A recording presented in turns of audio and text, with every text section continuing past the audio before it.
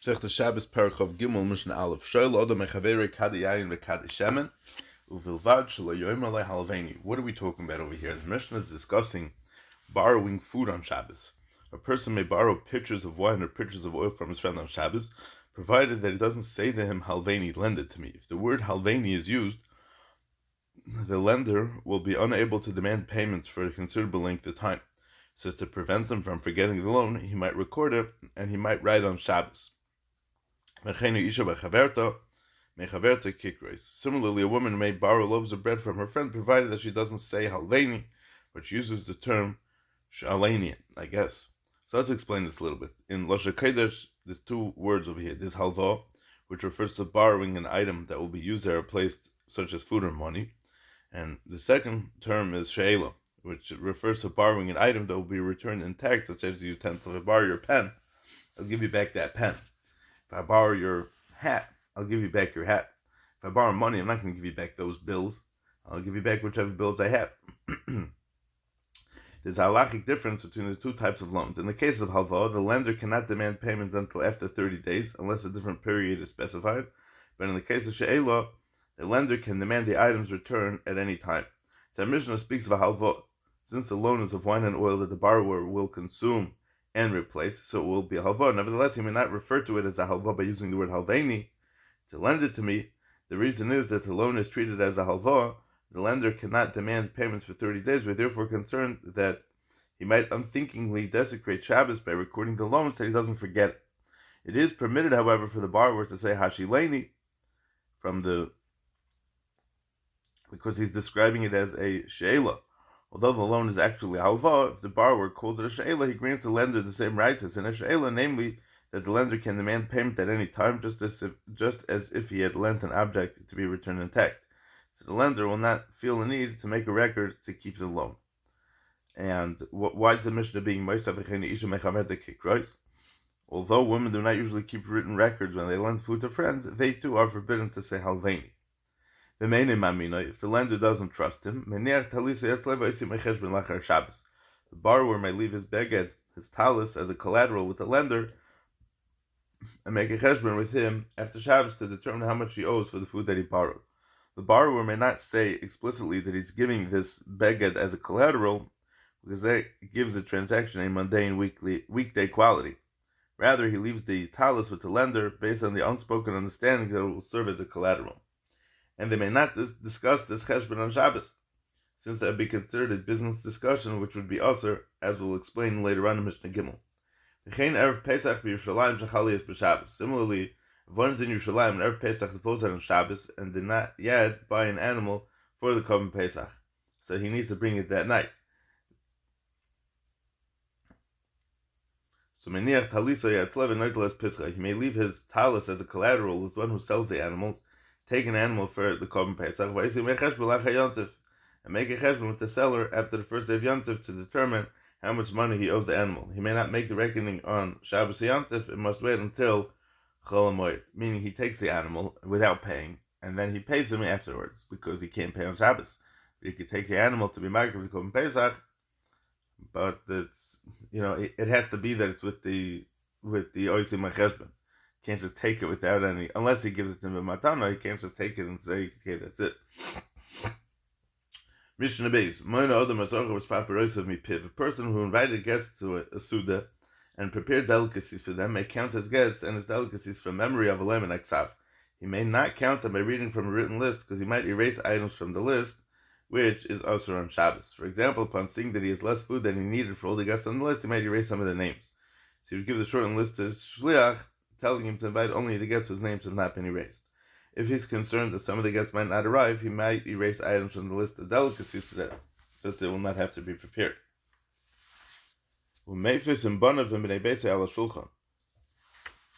People who share a meal sometimes would draw lots to determine who will get which portion. This is also midrabanan on Shabbos, because people who feel the need to cast lots to make a geirel to divide the food are clearly particular about the size of the portions they receive. So when there's concern that they may measure away the portions, which is also on Shabbos. Mishnah teaches us that this issur does not apply where a person uses lots to distribute the food to the members of his household, to his family. So one may cast lots at the table with his children and other members of his household to determine who will receive which portion. The reason for drawing lots in a family setting is not that members of the household are particular about the sizes of the portions. Rather, this is simply the method that the Baal Bayis chose to make the distribution. Since they are not particular about the portions, they are unlikely to measure away them. The Rabbanan therefore were matter drawing lots in this case. As we mentioned earlier, it's also to draw lots to distribute food among people who are not members of the same family, because they might measure away the portions. This Isser therefore applies only on Shabbos when measuring and weighing is also not during the week. The Mishnah now identifies a situation where drawing lots for food is also even on an ordinary weekday. However, drawing lots for portions is permitted on a weekday only if one does not intend to set up the lottery as a way to win a large portion instead of a small one, because this is gambling, which would be also at all times. The Mishnah's point is that non-family members are allowed to draw lots during the week only if the portions are equal in size. If the portions are of different sizes, the purpose of drawing lots would be to determine who will get a large portion, who will get a smaller one, so each person is at risk of losing money because each paid an equal amount for the meal and might receive a smaller share. When a person agrees to participate in such a lottery, he does so thinking that he will win. He doesn't fully accept the possibility that he might lose, which means getting a small one. So his agreement to surrender a large portion and receive a small one instead was not made with his full intent. This is called an asmachta, a monetary commitment made without expecting that it would have to be fulfilled. An asmachta is not halachically binding. Therefore, when the winner takes a large portion, he's committing a type of theft midrabanan, since the loser never fully agreed to surrender it to him. However, when the members of a household draw lots, it doesn't matter whether the portions are different sizes. Since the Baal Bayis owns all the portions, the losing participants do not surrender anything that belongs to them, and there's no problem of asmachta. Umetilin chaloshim alakochim beyomtiv, avaloy alamonis. Kehanim may cast lots for portions of meat from the karbanos that were brought on Yontif. The Kehanim were known to sometimes argue over the portions, as the pasuk says in Hosea. The Chachamim therefore allow them to draw a goyrel for the portions of the karbanos that they will not have to argue over them. Not Hosea, but Yeshaya. The Chsiv in Yeshaya. No. Probably Hosea. Okay, mistake. Okay. Avaloy alamonos. However, they may not cast lots for portions of meat from offerings brought the previous day because they could have done so before Yant. Mishnah Gimel. Very interesting. Matil chaloshim. The term chaloshim over here is also referring to lots, but by Yachalai Sheshua by Amalek, we know that the whole Nes of Purim is Purim al Shem Hapur that Haman did, a Gairel. So by Yachalai Sheshua, the Yalkut says it's Matil and Chaloshim, it's the same Lashon. There's also a Gairel. The basic concept, without getting into the whole Purim Torah that we said a few years ago on this, the concept really is that a Gairel is not something that you're expecting. A person wins the lottery, and he bought it, a person wins the Mega Millions, he bought the same dollar ticket everyone else bought. And, did he really think he was going to win? I don't know. Right? But might say he won. Now he's so happy. Why is he so happy? The reason why he's so happy is because it was completely not expecting. He really didn't think that it was going to be him. So that was the Yeshua of Purim also. He didn't expect it to be this way. It was very, very unexpected type of way. So that's why it's Purim Hashem Hapur, Geirel, Chaloshim. It's all the same idea. It's Mavur the Alkotas. It's a medrash. It's not fancy tires. Okay, Mishnah Gimel. Lo yiskar adam po'alim b'Shabbos, v'lo yomer adam lachaveri liskar lo po'alim. Yeshaya Hanavi tells us to honor Shabbos by refraining from pursuing your affairs and speaking words. Mimsechevtzecha v'daber davar. Mimsechevtzecha, pursuing your affairs, requires a person to avoid engaging in weekday affairs, even if no malacha is involved. For this reason, the Chachamim Asher want to participate in commercial transactions, to go to his field to see what work is required after Shabbos, or to read documents that pertain to business. For Dabar Davar forbids even the discussion of prohibited manners. Thus one may not speak about business affairs, make financial calculations, or discuss plans to perform after Shabbos an activity that's also on Shabbos itself. So what does it mean? So Lo Yiskar Adam Po'alim b'Shabbos, a person may not hire workers on Shabbos to work for him after Shabbos, and a person may not tell his friend to hire workers on Shabbos to work for him after Shabbos. Ein machshichin al atchum liskar po'alim, ulahavi peres, aval machshich ulishmar maybe peres b'yadai. It's asamid rabbonon on Shabbos to go more than 2,000 amas from his place of residence or his town and that's called the Tchum Shabbos. If a person wants to engage in some activity outside the Tchum as soon as possible after Shabbos, he would have to go to the edge of the Tchum and wait there until Shabbos would be over. So he could travel beyond the Tchum the moment that Shabbos ends. The Mishnah teaches when this is Osir and when it's going to be Mutter. So in Machshichin al Tchum Liskar Poilum Lavi Peres, one may not wait at the boundary of the Tchum until nightfall in order to hire workers who live beyond the boundary as soon as possible after Shabbos in order to bring back fruit that's growing past the Tchum as soon as possible after Shabbos. Since hiring workers and picking fruit are also on Shabbos, it's also to prepare these activities by waiting at the Tchum. However, one may wait at the Tchum until nightfall in order to guard his property after Shabbos, because guarding is mutter on Shabbos, and he may bring the fruit back in his hands. The issue of waiting at the boundary until nightfall applies only where one intends to do an activity forbidden on Shabbos, such as hiring workers or picking fruit, and not where one intends to do a permitted activity such as guarding the field. An obvious question arises. It should not make a difference whether the activity intends to do is mutter or asr on Shabbos, because in either case, he's planning to travel more than 2,000 amos, which is in and of itself a forbidden activity. So the explanation is that the issue of waiting at the Tchum for the sake of a malacha applies only when the activity is a question and it's always asr. Therefore, it doesn't apply traveling more than 2,000 amos because that activity is mutter in a particular situation. What case is mutter to go more than 2,000 amos? Where huts are standing at certain intervals along the way. Since in that situation one may walk with more than 2,000 amos on Shabbos, one may prepare to travel more than 2,000 amos after Shabbos in all circumstances, even if there are no such huts. According to the Tanna Kama, it's never mutter to wait at the boundary until nightfall in order to do a malacha after Shabbos. However, Abba Shaul holds that there's an exception to this rule.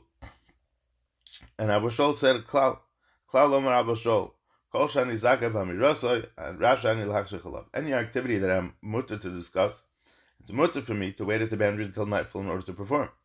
It's a halacha that one may discuss doing malacha after Shabbos for a mitzvah, for example, to take care of a lavaya. Therefore, according to Abba Shaul, one may also wait at the boundary to do forbidden work after Shabbos if it's for its var mitzvah. The pasuk that we quoted before was cheptzecha, which implies that the cheptzei shemayim are mutter. So cheptzecha is also cheptzei shemayim are mutter.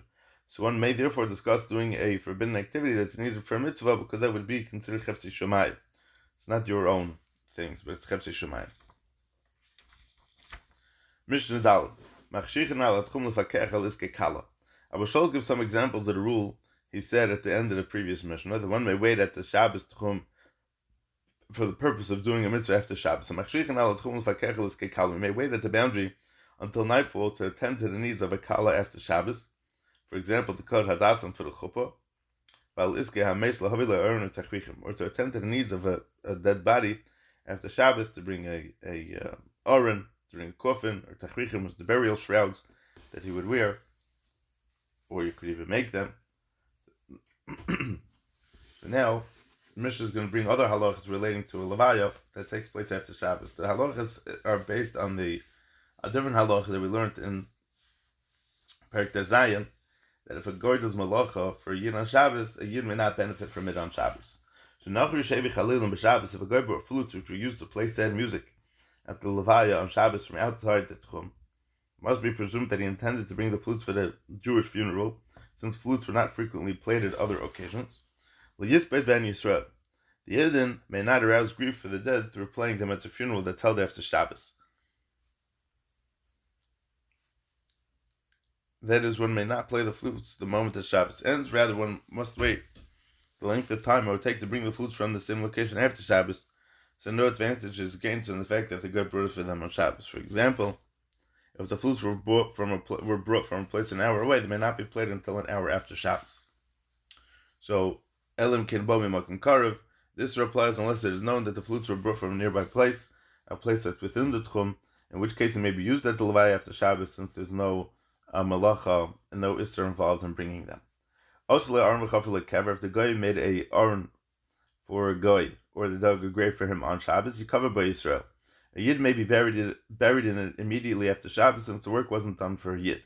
Vimbishvil Yisrael covered by Lamas, but if the work was done for a yid and it was done publicly, that yid may never be buried in it, since in this case it's known to the public that this aron or this kever were made through Chil Shabbos, it would be Chil Hashem for that yid ever to be buried in it.